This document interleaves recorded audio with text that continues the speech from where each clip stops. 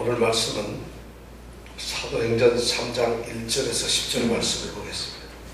이 말씀은 너무 잘 아는 말씀이니까 우리가 한 목소리로 10절까지 말씀을 묵묵하도록 하겠습니다. 제9시 기도 시간에 베드로와 요한이 성전에 올라갈새 나면서 안전병이 된 자를 사람들이 메고 오니 이는 성전에 들어가는 사람들에게 구걸하기 위하여 날마다 미문이라는 성전문에 두는 자라. 그가 베드로와 요한이 성전에 들여 함을 보고 구걸하거늘 베드로가 요한으로 더불어 주목하여 가로되 우리를 보라 하니 그가 저에게 무엇을 얻을까 하여 바라보거늘 베드로가 가로되 은과 금은 내게 없거니와 내게 있는 것으로 내게 주노니 곧 나사렛 예수 그리스도의 이름으로 걸으라 하고 오른손을 잡아 일으키니 발과 발목이 곧 힘을 얻고 뛰어 서서 걸으며 그들과 함께 성전으로 들어가면서 걷기도 하고 뛰기도 하며 하나님을 찬미하니 모든 백성이 그 걷는 것과 및 하나님을 찬미함을 보고 그 본래 성전 미문에 앉아 구걸하던 사람인 줄 알고 그의 당한 일을 인하여 심히 기이히 여기며 놀라니라. 아멘.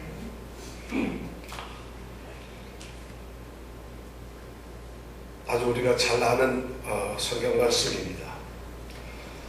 초대교회에서 있었던 어떤 사건을 지금 사도행전의 저자인 누가가 기록을 하고 있습니다. 신약 시대에 이제 처음 세워진 초대교회는 이 땅에 존재하는 이제 처음 시작되는 교회로서 오늘날까지 흘러나오는 이 교회의 역사 속에서 그 자리하는 특성이나 임무나 사명이나 또는 그 위치가 매우 아주 독특하고 그리고 특별한 것임을 우리가 알 수 있습니다. 오늘 초대교회의 모습을 우리가 보면은 초대교회는 예수님께서 택하신 사도들의 가르침을 받았고 그 가르침을 받은 사람들이 복음의 진리의 말씀에 순종해서 그래서 그들이 성도로서의 삶을 살고 교회를 세워나가는 교회의 사명을 깨닫고 살아가는 그러한 삶을 살았습니다. 그런 초대교회의 모습을 잘 묘사하고 기록해 놓은 것이 바로 3장 들어오기 직전에 2장 42절에서 47절까지의 말씀이 바로 그 내용을 잘 기록하고 있습니다. 그 내용을 우리가 조금 생각해 보면 이런 겁니다.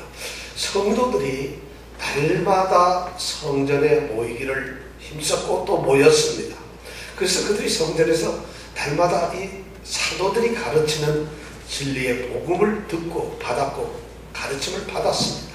그런 가운데서 이 성도들이 서로 교제를 하고 그리고 그 교제를 통해서 서로 나눔이 있고 그러면서 그들에게 하나하나 세워지는 것이 바로 아름다운 교회가 세워졌습니다. 그리고 그들은 하나님이 그들을 인도하시고 또 보호하심을 간절히 바라면서 기도하는데 전혀 힘을 썼다는 것입니다. 오로지 기도를 했습니다.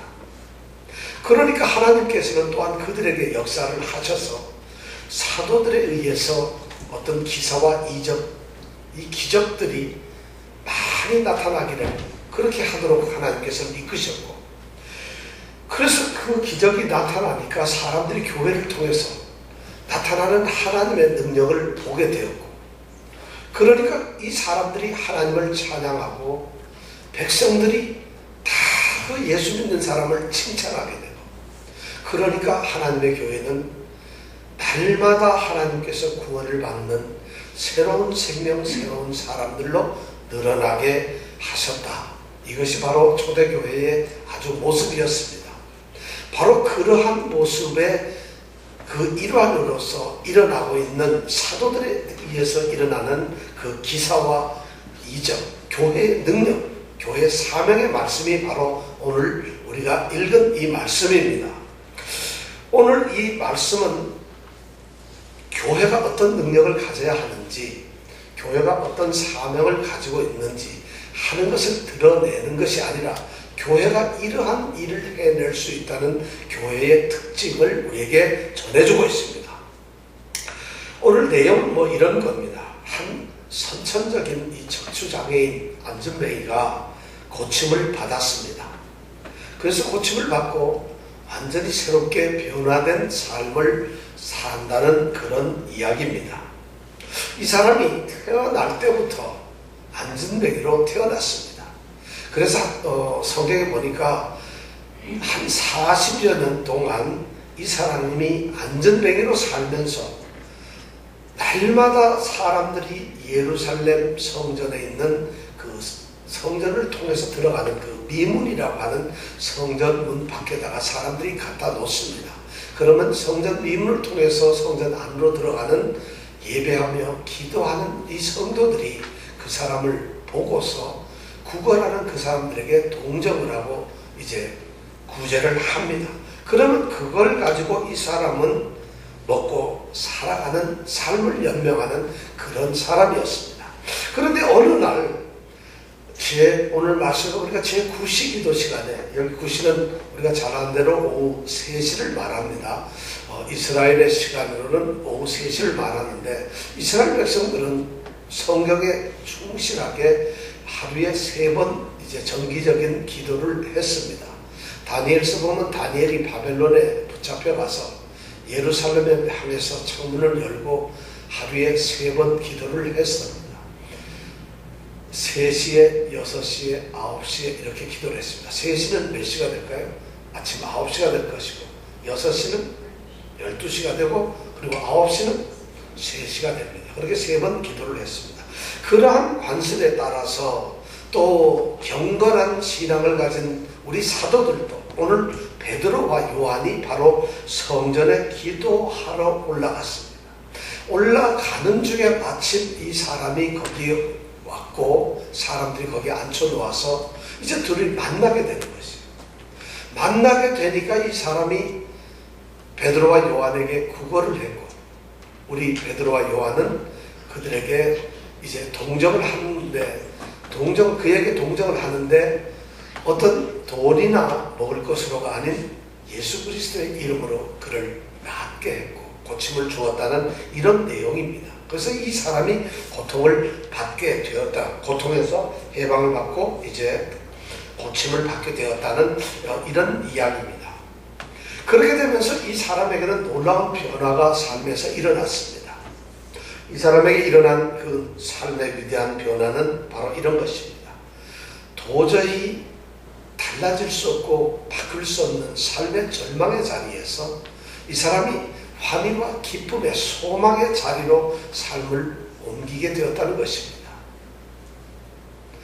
안전뱅이로서 평생을 구걸하면서 살아야 될 그 사람이 그러한 일어서지 못하고 그러한 절망 속에 살아야 될 사람이 이제 기쁨으로 걷기도 하고 뛰기도 하는 이런 일어섬의 놀라운 체험을 하게 되었다는 것이죠.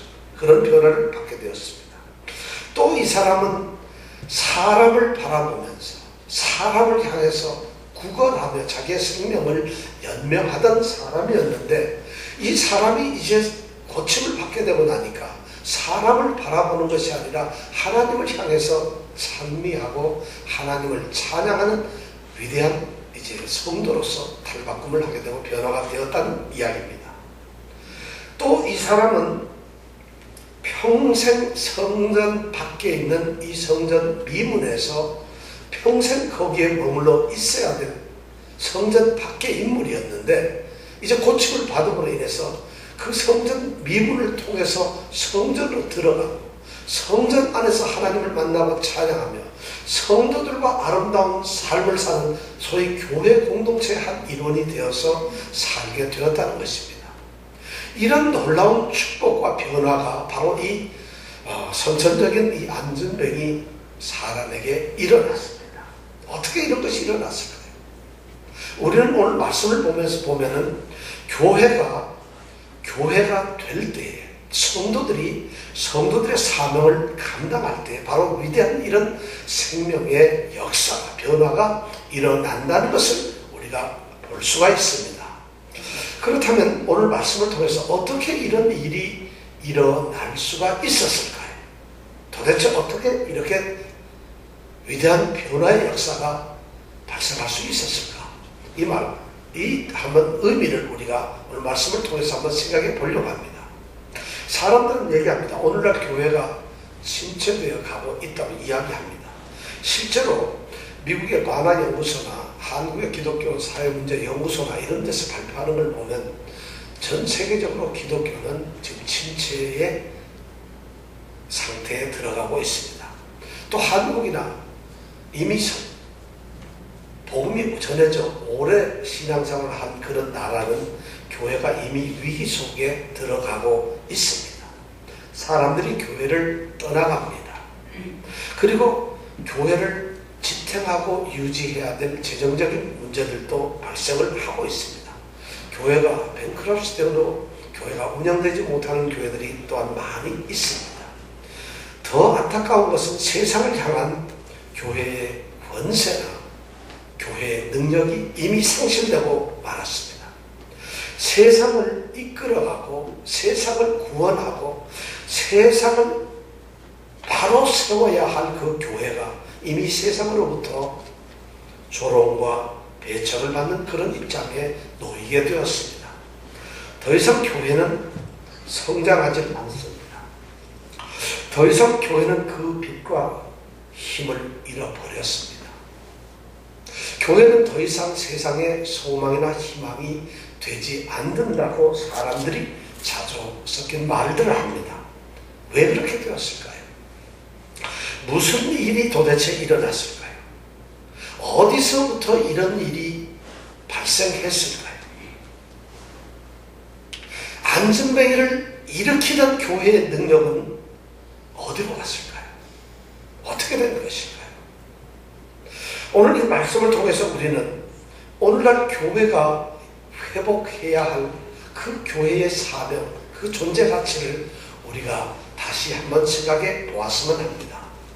오늘 말씀에서 우리가 찾아보는 첫 번째 교회가 회복해야 될 것은 바로 교회는 영혼에 대한 관심을 가져야 한다는 것입니다. 교회는 마땅히 보아야 할 것을 보아야 합니다. 꼭 보아야 할 것을 봐야 한다는 것이에요. 오늘 4절 말씀해 보니까 베드로가 요한으로 더불어 주목을 했다고 말을 하고 있습니다. 이 주목이라는 말은 어떤 의미인가 하면 어떤 사실을 집중하여서 관심을 가지고 아주 격렬한 열정을 가지고 뚫어지게 바라보는 이러한 상태를 주목을 한다고 하는 것입니다. 바로 오늘 이런 위대한 회복의 역사가 일어났던 사건의 그 단초가 어디에서 생겼느냐? 바로 이 주목한다는 사실에서 일어났다는 것입니다. 지금 교회는 기도도 있습니다. 베드로 사도와 요한은 성전에 정기적으로 기도를 하는 사도들입니다. 성전 미문을 통해서 성전 안에 들어갔던 성도들은 너무 많았어요. 그들은 사도들의 가르침을 받기 위해서 이미 성전 안에 들어가 있었을 것이고, 성전 미문을 통해서 수많은 그리스도인들이 하나님의 말씀을 사모하고 하나님께 찬양하며 하나님을 믿는다고 하는 그러한 하늘나라의 백성들이 그 성전문을 통해서 들어갔어요. 가서 기도합니다. 사랑도 나눕니다. 그리고 교제도 합니다. 예배도 드립니다. 이 모든 것이 나눔과 모든 것이 있음에도 불구하고, 그것이 반드시 있음에도 불구하고 이 위대한 역사는 베드로 사도와 요한이 바로 주목을 했을 때 모두가 지나쳐버리고 모두가 외면하는 그런 현실 속에서 그들이 성령의 역사하심을 따라서 그 삶의 자리를 주목했을 때 위대한 이런 역사가 일어났다는 것입니다. 교회의 역사가, 능력이 나타났다는 것입니다. 우리 사람들은 사실 이 무관심한 신앙생활을 합니다. 오늘날 교회의 가장 심각한 위기는 성도들이 게을러졌어요.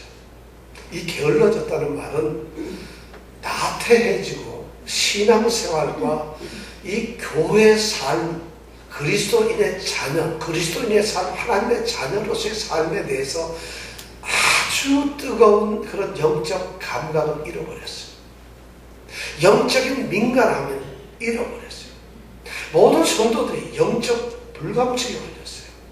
아주 센서티브한 그런 스피리추얼 자기가 스테이러스를 가지고 있어야 됨에도 불구하고 그런 것을 다 잃어버리고 교회는 기독교라고 하는 종교에 의해서 그냥 상투화되고 습관화되고 종교적 형식으로 그렇게 넘어가고 말았어요.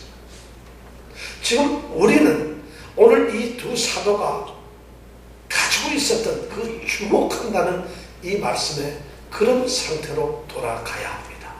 이 주목한다는 말은 사도행전 1장 10절에 보면은 제자들이 이제 부활하셔서 하늘로 올라가는 예수님이 구름 속에 가리워졌을 때 감람산에서 약 500여 명의 성도들이 부활하신 하나님을 하늘을 자세히 쳐다보는 그 말, 그 바로 자세히 쳐다보았다는 단어가 바로 주목한다는 말이에요.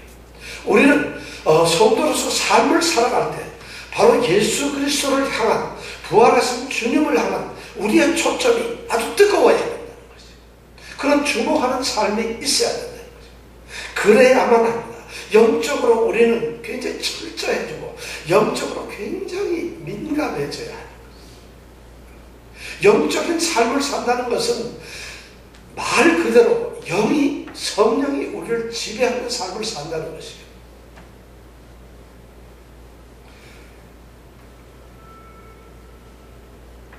삶에서 이런 영적인 바로 민감함이 우리에게 나타나야 합니다. 그것이 기독교인의 삶입니다. 또 우리 기독교인들은 이웃을 향한, 세상을 향한 어떤 사랑의 눈길이 있어야 한다는 것입니다. 기독교의 본질적인 모습이 무엇이냐?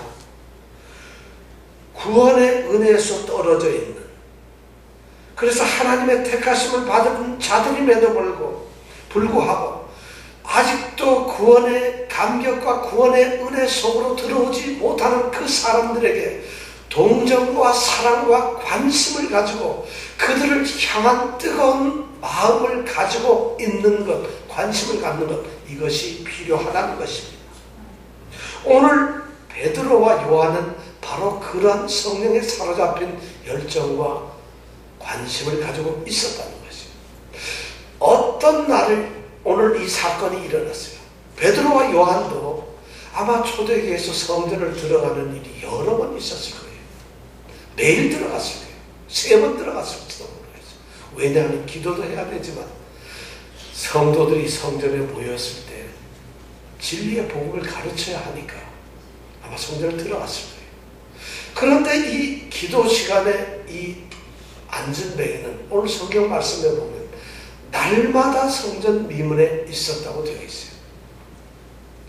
그런데 아무런 역사가 어제도 일어나지 아니하고 지난주에도 일어나지 아니하고 한 달 전에도 일어나지 않았어요.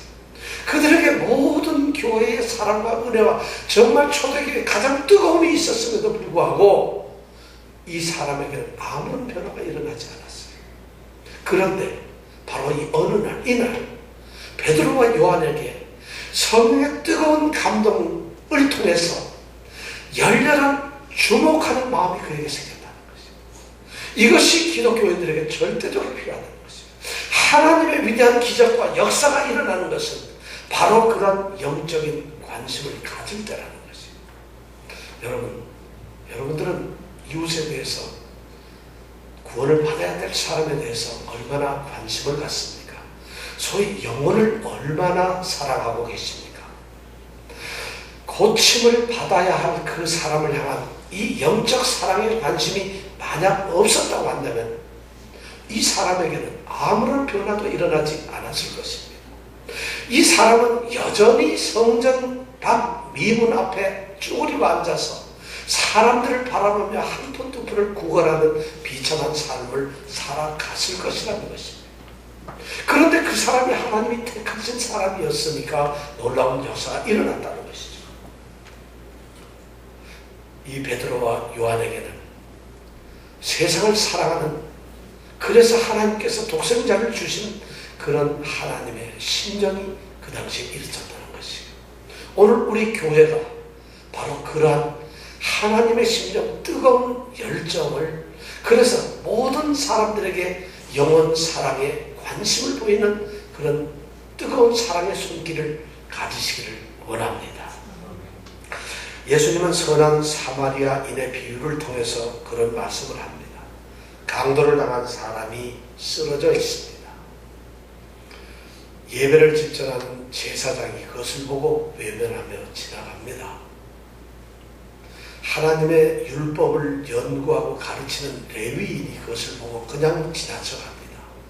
그런데 세상에서 버림을 받았던, 택한 자들로부터 버림을 받았던 선한 어떤 사마리아인은 그 강도를 데리고, 그리고 그를 위해서 모든 희생을 하며 구원을, 손길을 쏟습니다. 사랑을 쏟습니다. 바로 우리가 그런 영적인, 정말 영적인 어떤 집중적인 관심을 가져야 합니다. 우리에게는 그런 대상, 그런 사람들이 너무 많습니다. 영국에서 구세군을 창설한 윌리엄 부스라고 하는 이 구세군 대장은 이런 간절한 기도를 했습니다. 이 기도가 우리의 기도가 되기를 원합니다. 오 하나님, 우리 영국의 그리스도인들의 눈을 열어서 지옥에서 고통 중에 신음하는 우리 가족, 우리 이웃들의 비참함을 한 번만 보여주옵소서. 천국의 영광을 그들에게 한 번만 보여주옵소서. 오 하나님, 우리 성도들의 눈을 열어서 사탄의 간교한 작전을 한 번만 보여주옵소서. 오 하나님, 우리 그리스도인들의 눈을 열어서 택한 백성을 구원코자 하시는 하나님의 마음을 한 번만 보게 하옵소서. 이런 기도를 했던 것이죠. 오늘 이런 기도가 우리에게 있기를 원합니다. 이런 영원 사랑의 눈이 우리에게 회복되어야 할 첫 번째 사명입니다. 두 번째는, 교회는 그리스도를 선포해야 합니다. 교회가 봐야 할 것을 봐야 하지만 또한 교회는 말해야 될 것을 말해야 합니다. 선포해야 합니다. 6절에 베드로 사도는 이렇게 말합니다. 베드로가 가로되 은과 금은 내게 없거니와 내게 있는 것으로 내게 주노니 곧 나사렛 예수 그리스도의 이름으로 걸으라.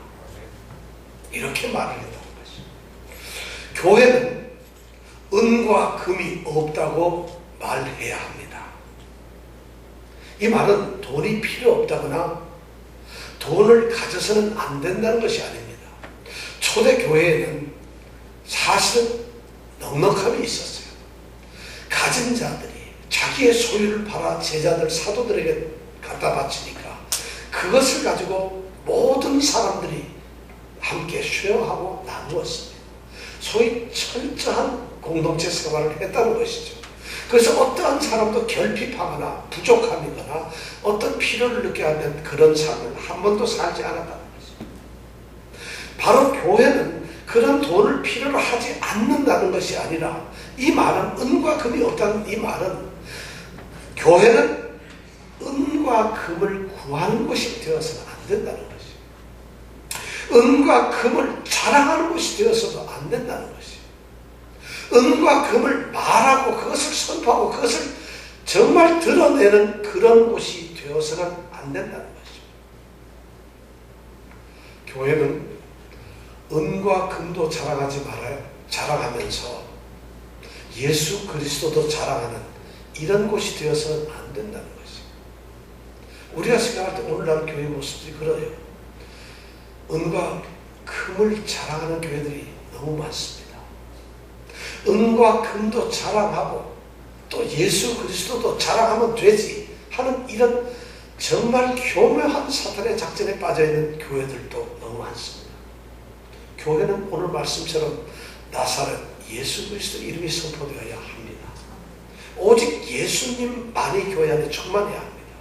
오직 예수님의 주권과 예수님의 능력과 예수님의 권세만이 교회에 있어야 된다는 것입니다. 바로 교회는 예수 그리스도의 이름으로 걸으라고 명령할 수 있는 예수 그리스도의 능력과 예수 그리스도의 이름을 선포할 수 있는 것이어야 한다는 것입니다. 안타깝게도 교회가 이것을 잃어버리니까 교회의 능력이 그만 상실되고 말았습니다. 중세 13세기에 그 당시 교황이 이노센트 4세였는데 그때 유명한 신학자인 토마스 아퀴나스라는 사람이 있었어요. 하루는 이 교황이 토마스 아퀴나스를 교황청으로 불렀습니다. 그래서 이 아퀴나스가 이제 교황을 아련하러 들어가서 교황과 둘이 이제 발코니에 서서 밖을 내다보며 많은 이야기들 나누고 있었어요.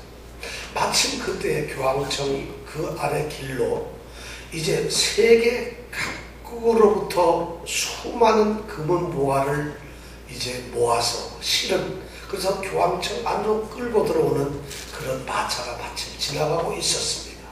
들어오고 있었어요. 그러니까 교황이 그것을 보면서 이 아퀴나스에게 얘기합니다. 여보게 아퀴나스, 이제 교회가 은과 금은 없어도 라고 말하던 때가 지나갔어요. 이런 말을 합니다. 그러니까 아퀴나스가 그 말을 듣고 대답을 합니다. 예, 그렇습니다. 그러나 교회가 안전뱅이에게 일어나 걸으라고 말하던 때도 역시 지나갔습니다. 이런 이야기를 서로 하고 있었다는 것이죠. 이것이 바로 교회가 개척되고 개혁되고 달라져야 되고 변화되어야 될 그런 모습이었어요. 교회가 아름다운 성전을 지었습니다. 금으로 기둥을 세우고 대리석으로 바닥을 깔았습니다. 교회가 땅도 많이 가지고 있습니다. 교회가 건물도 많이 소유하고 있습니다. 교회가 많은 사람들이 운집하고 모이고 있습니다. 그런데 교회가 이제 나사렛 예수 그리스도의 이름을 잃어버렸습니다. 더 이상 가지고 있지 않습니다. 바로 그러한 교회가 개혁되어야 한다고 종교개혁자들이 바로 이 시대에 개혁을 외쳤어요. 오직 믿음으로, 오직 은혜로, 오직 성경으로를 외치면서 그들은 교회를 개척했어요. 개혁했어요. 목숨을 내놓고 교회를 살리려고 애를 썼어요. 그것이 지금부터 500여 년 전입니다. 이제 2년 있으면 만 500년이 되는 종교개혁 주간이 됩니다. 개혁해가 됩니다. 오늘날 교회는 다시 그런 모습으로 돌아가고 말았어요. 캐톨릭의 잘못된 교회의 모습을 개혁했던 정말 불타는 신앙의 종교개혁자들이 교회를 만들어 놓고 우리 개신교가 소위 프로테스탄트가 생겼는데, 이 개신교도들이 각각의 교회의 모습에서 또 다른 캐톨릭의 교회의 모습으로 돌아가고 말았다는 것이, 오늘날 교회는 다시 이제는 더 이상 교회는 가난하지 않습니다. 이제 더 이상 교회는 불편함이 없습니다. 이제 더 이상 교회는 누추하지 않습니다. 이제 더 이상 교회는 아무것도 필요한 것이 없습니다. 놀랍게도 자본주의가 교회를 잠식해버리고 소위 자본주의 기독교가 오늘날 교회로 모습으로 탈바꿈되고 말았어요. 교회는 예수님이 중심입니다.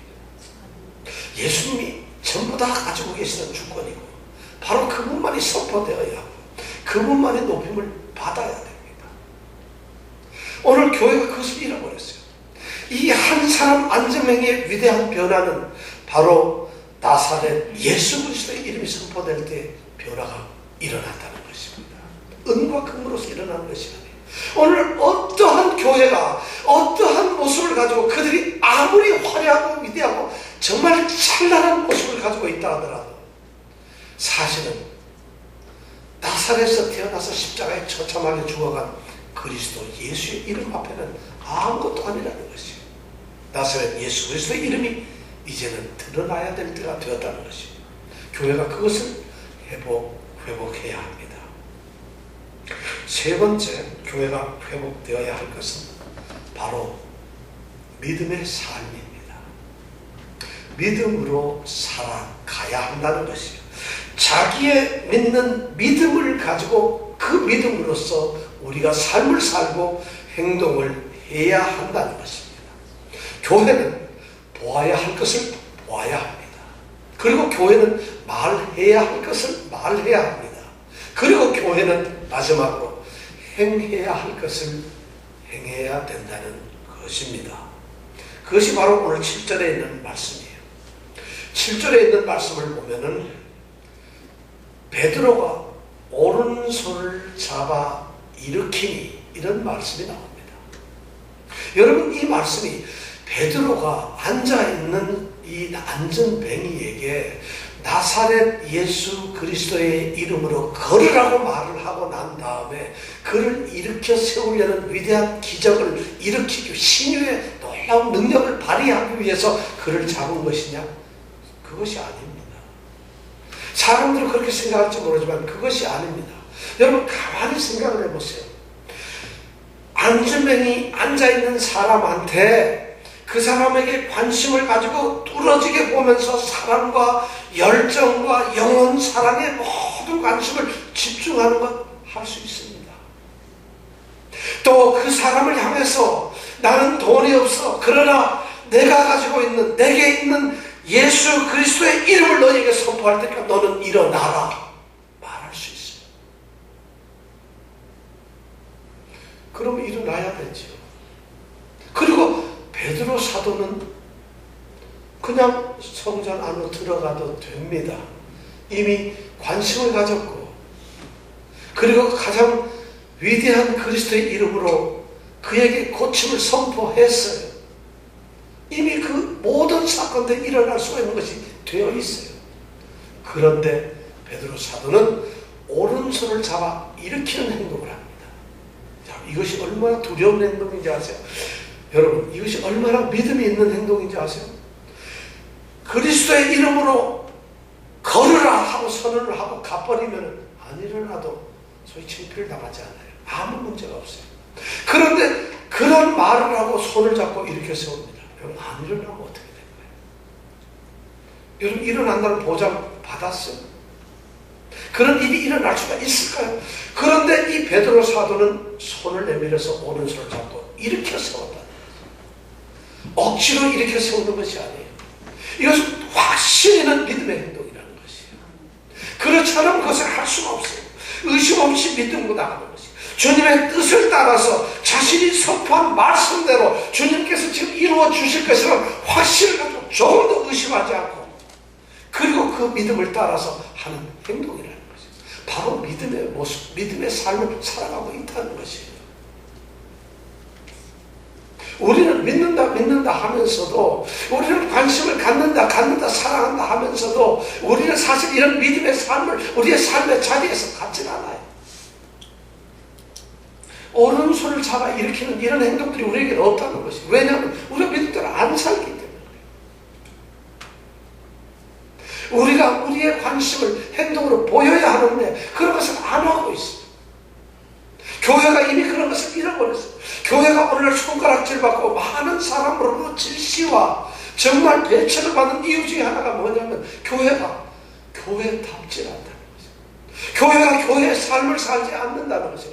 교회 성도들이 성도의 모습을 살지 않는 것이에요. 그들은 예배도 드리고 기도도 열심히 하고 선교도 열심히 하고 아름다운 교회를 지어놓고 있어요. 그리고 날마다 모임을 힘쓰면서 사도들의 말씀을 들으면서 하나님을 찬양하고 있어요. 그런데 세상 사람들이 보는 그들은 사사건건 모든 일에 제일 먼저 드러나는 사람들이 바로 성도들이었다. 교회의 사람들이었다는 것이죠. 그들은 믿음으로 살지 않았어요. 말하기는 쉽습니다. 선포하기도 쉽습니다. 그냥 마음을 쏟는 것도 저는 쉽습니다. 관심은 행동으로 표현되어야 합니다. 이 고백은 행함으로 표시가 되어야 합니다. 오늘날 믿음의 삶이란 바로 그런 것입니다. 오늘 교회들이 이것을 잃어버렸습니다. 이 세상에 살면서 교회가 세상 속에 있으면서 성도들이 세상 속에서 세상 사람들과 함께 살아가면서 그들이 간직하고 그들 마음속에 품고 있는 그 위대한 신앙, 그들이 구원을 받았다는 그 위대한 신앙의 능력을 가지고서 구별된 삶을 살아가야 함에도 불구하고 그런 믿음의 삶이 없다는 것이에요.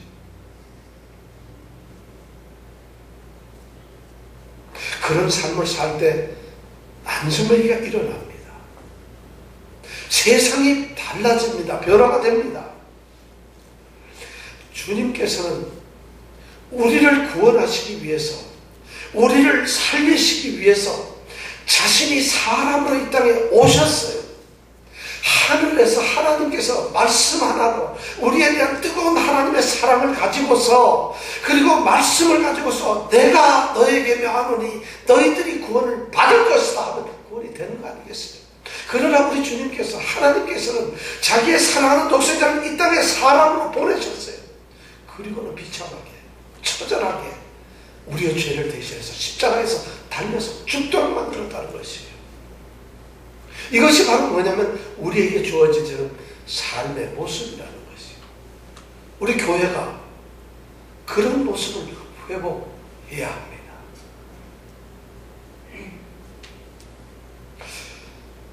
교회가 그런 것을 잃어버렸어요. 소위 권세와 능력이 없어져 버린 것이에요. 교회의 모양은 있으나, 경건의 모양은 있으나 능력을 상실해버리고 말았습니다. 저는 사랑하는 성도들이 바로 이 세 번째 믿음의 삶의 권세, 능력을 회복하시기를 원합니다. 말씀을 맺습니다. 교회는 무엇을 보아야 할까요? 교회는 무엇을 말하고 선포해야 할까요? 교회는 무엇을 행해야 할까요? 오늘 이 사도행전 3장 1절부터 10절까지의 말씀 속에서 우리에게는 보아야 될 안전뱅이가 있습니다. 우리는 그들에게 그에게 선포해야 할 그리스도 예수가 있습니다. 그리고 우리는 그들에게 다가가야 할 우리 믿음의 삶이 있습니다. 우리 교회가, 오늘 교회들이 바로 이것을 회복할 때 하나님의 교회는 든든히 서갈 것입니다. 그리고 참다운 교회의 능력이 나타날 것입니다.